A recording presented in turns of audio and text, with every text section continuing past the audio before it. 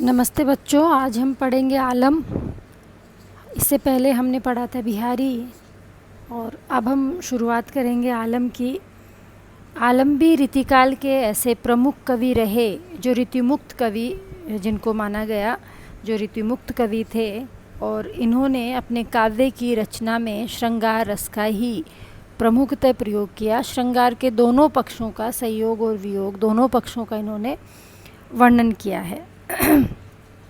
आलम जन्म से ब्राह्मण थे, लेकिन एक शेख नाम की रंगरेजन थी जिससे इनका प्रेम हो गया और उन्होंने आगे चलकर उससे विवाह भी कर लिया और अपना धर्म भी परिवर्तन कर लिया था।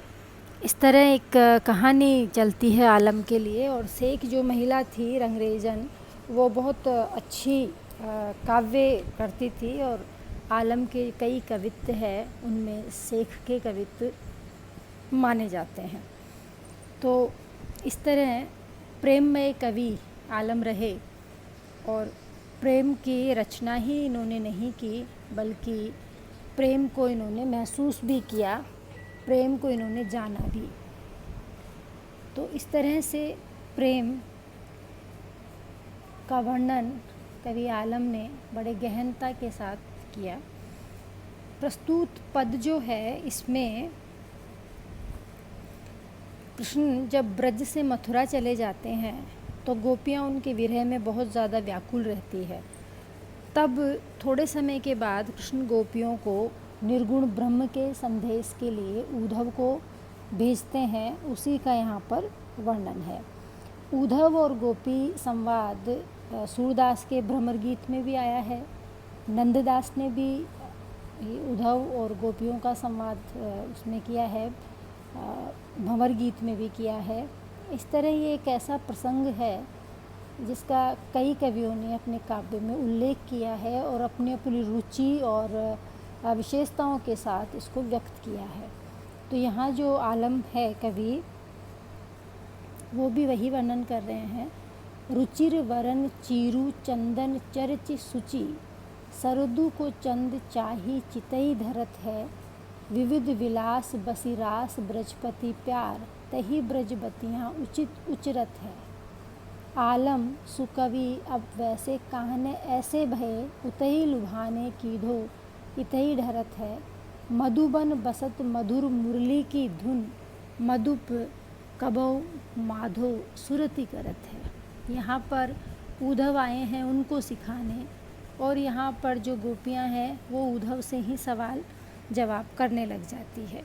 वो कहती है कि रुचिर वर्ण चीरू चंदन चर्च सुचि, कि सुंदर वर्ण के, सुंदर रंगों के वस्त्र पहनकर, शरीर पर चंदन लगाकर हम भी कृष्ण को शरद ऋतु के चंद्रमा के समान चाहती हैं। शरद को चंद चाहे चित ही धरत है। चित ही धरत, चित्त में धरना, मन में रखना, मन से चाहना कि हम सुंदर वस्त्र धारण करके चंदन का लेप लगाकर, चंदन की चर्चित हो के चंदन से, पहले के ज़माने में सौंदर्य प्रसाधन जो थे वो चंदन, अगर, इन्हीं को माना जाता था और इन्हीं से स्त्रियां अपना श्रृंगार किया करती थी।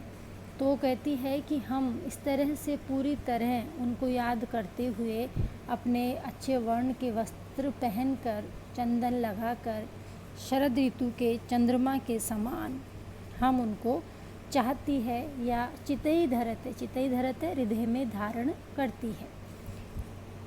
वे हमारे साथ अनेक क्रीड़ाएं करते थे। विविध विलास बसिरास ब्रजपति प्यार, कि वो ब्रजपति, वो ब्रज के अधिकारी श्री कृष्ण विविध विलास हमारे साथ करते थे और हमें प्रेम करते थे। तहीं ब्रजबतियाँ उचित उचरत है, और इसीलिए उस कृष्ण की जो बातें हैं वो हमें अच्छी लगती है, हमें उचित लगती है, हमें ठीक लगती है। अब वो कह रही है कि आलम सुकवि अब वैसे काने ऐसे भये, कि अब ऐसा लगता है कि वैसे काने, कैसे काने, जो हमसे प्रेम करते थे, जो हमारे साथ रास रचाते थे, जो हमारे साथ प्रेम का इजहार करते थे, वो ऐसे कृष्ण, ऐसे कहने अब कैसे हो गए हैं। अब कैसे भये, कहने ऐसे भये अब कैसे हो गए हो, मतलब वो बदल गए हैं, वो हमको याद नहीं करते हैं। उनका मन क्या कभी इधर भी ढलकता है? उतई लुभाने की धो इतई ढरत है, क्या वो उधर ही लुभावने होकर वो उधर ही रम गए हैं, या फिर कभी इधर भी उनका मन ढरता है? ढरना मतलब ढलकना, बह जाना, आना, प्रेम में याद आना। मधुबन बसत मधुर मुरली की धुन, कि मधुबन में उनकी मुरली की धुन अब वहाँ गूंजती रहती है। तो हे उद्धव, क्या कृष्ण कभी वहाँ हमें भी याद करते हैं? मधुप मतलब मधुप वैसे तो भंवरे के लिए आया है, लेकिन यहाँ पर अप्रत्यक्ष रूप से उद्धव के लिए आया है कि हे उद्धव, कभों माधो सूरती करते, कि कभी माधव क्या हमारी सूरत भी करते हैं, क्या वो कभी हमें याद भी करते हैं? तो यहाँ पर जो प्रसंग है वो ये है कि हे उद्धव, कभी क्या कृष्ण हमें याद करते हैं? उद्धव यहाँ पर आए हैं उनको निर्गुण ब्रह्म का ज्ञान देने, और गोपियाँ उनसे निर्गुण ब्रह्म के ज्ञान के बजाय उन्हीं से प्रश्न करने लग गई है कि क्या उद्धव वो हमें याद भी करते हैं, क्या उनका मन कभी इधर भी ढलकता है? तो यहाँ पर वो उद्धव को ही प्रश्न पूछ रही है, उद्धव को ही वो कर रही है प्रश्नोत्तरों के लिए। तो दूसरा है, आँखियाँ भली जू ऐसे असुवन धारे, ना तो, एक मिनट बच्चों।